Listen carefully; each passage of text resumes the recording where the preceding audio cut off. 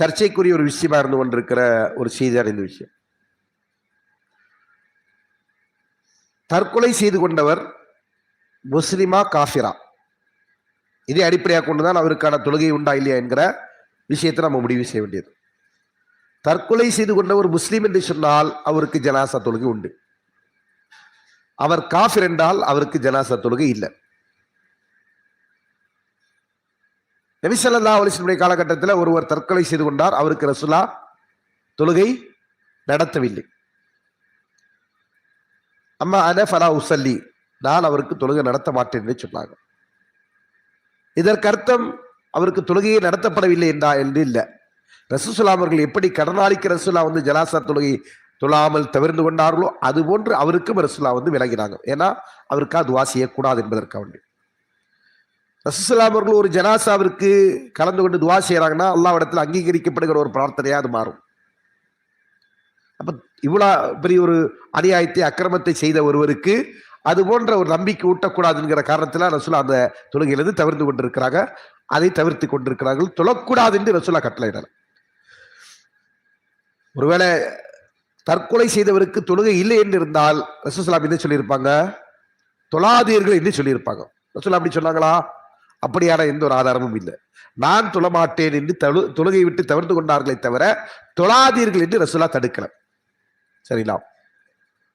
இதை தாண்டி சஹீஹ் முஸ்லிமில் இடம்பெற்றிருக்கக்கூடிய ஒரு செய்தி, அம்ர் பின் துஃபைல் தௌசி ரலியல்லாஹு அன்ஹு அவர்களுடைய கனவில் வந்த ஒரு காட்சி. அவருடைய சமுதாயத்திலே ஒருவர் என்ன செய்றாரு? இஸ்லாத்தை ஏற்றுக்கொள்கிறார். இஸ்லாத்தை ஏற்றுக்கொண்டு மதீனாவிற்கு வந்தவருக்கு மதீனாவுடைய சீதோசன நிலை ஒத்து வராமல் அதை தாங்கிக் கொள்ள முடியாம கஷ்டப்பட்டு அந்த கஷ்டத்தின் காரணமாக என்ன செய்றாரு?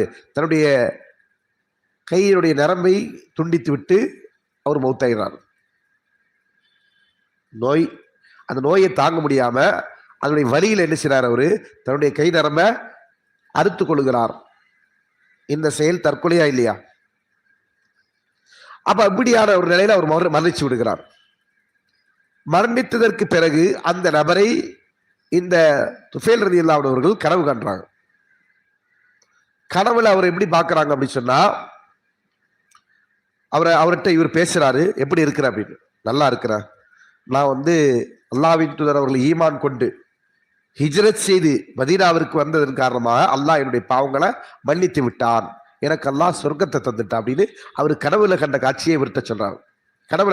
கனவுல நடக்கிற அந்த உரையாடல துஃபைல் ரலியல்லாஹு அன்ஹு சொன்னாங்க, ரசூலுல்லாஹ் இடத்துல சொல்றாங்க, இந்த மாதிரி நான் கனவு கண்டேன், இவரை இந்த நிலையில கண்டேன், அவருடைய கைகள் செஞ்சாங்க போர்த்தி இருக்கு, கைகளையே எப்படி இருக்குன்னு சொன்னா நானா கெடுத்து கொண்ட ஒரு விஷயத்தை அல்லாஹ் சரியாக்க மாட்டான் என்று அல்லாஹ் எனக்கு சொல்லிட்டான் அப்படின்னாங்க. இந்த செய்தி அவரு கனவு கண்டவர் ரசூலுல்லாஹ் இடத்துல சொல்றாங்க. ரசூலுல்லாஹ் அவர்கள் சொன்னாங்க, அந்த நேரத்துல துஆ செய்றாங்க, அல்லாஹும்ம இக்ஃபிர் லி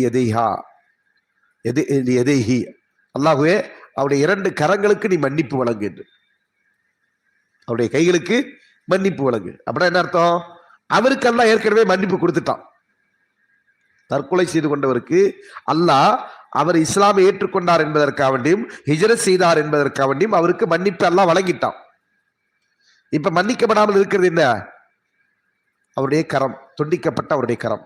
அதற்கு நீ மன்னிப்பு வழங்கு என்று ரசூலுல்லாஹ் அவர்கள் துஆ செய்தார்கள். எப்போ? இந்த ஜனாசாவெல்லாம் அடக்கம் செய்யப்பட்டதற்கு பிறகு. அதுக்கப்புறம் தான் அவர் கனவு காண்றாரு. அந்த கனவுக்கு பிறகு இந்த செய்தியை சொல்லுகிற போது ரசூலுல்லாஹ் அவர்கள் அதற்காக வேண்டி மன்னிப்பு கேட்டார்கள் என்கிற செய்தி சஹீஹ் முஸ்லிமில் இடம்பெற்றிருக்கின்ற ஹதீஸ். அப்ப இதை எதை காட்டுகிறது? தற்கொலை செய்து கொண்டு மரணித்த ஒருவருக்கு அல்லாஹ்விடத்தில் மன்னிப்பு உண்டா இல்லையா? உண்டு.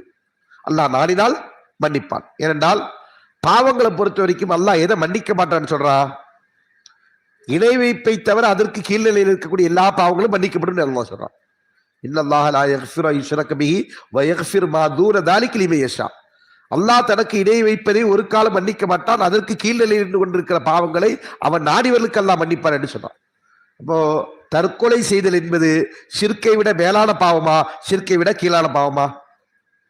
ஷிர்க்கை விட கீழான பாவம், குறைந்த பாவம். அப்ப ஷிர்க்கை விட குறைந்த தரத்தில் இருக்கக்கூடிய பாவத்திற்கு அல்லாஹ்விடத்துல மன்னிப்பு உண்டா இல்லையா?